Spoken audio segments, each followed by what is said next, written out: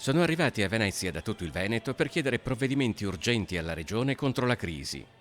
Dopo la pandemia, la crisi internazionale scatenata dall'invasione russa dell'Ucraina ha portato ulteriore instabilità economica ed una crescita dell'inflazione che, secondo CGIL e Cislewill, stanno condannando alla povertà un numero crescente di veneti. Lo stato sociale è in pericolo perché i temi come le case di riposo, gli asili nido, gli affitti sono temi che purtroppo interrogano molto le famiglie della nostra regione, perché non ce la si fa più, l'emergenza sociale è grande. Abbiamo persone che devono scegliere se pagare la retta o pagare la bolletta. Gli aumenti di rette, bollette e più in generale del carrello della spesa si inquadrano peraltro in una situazione generale di eccezionale difficoltà economica anche in Veneto. Anche la nostra regione, che in passato non conosceva il fenomeno della povertà estrema, vede oggi il numero di famiglie in grandissima difficoltà crescere, soprattutto le famiglie con più figli che magari sono monoreddito oppure con uno dei due redditi a rischio. I sindacati sono particolarmente critici di come questi problemi vengano trattati nella legge di bilancio del nuovo governo.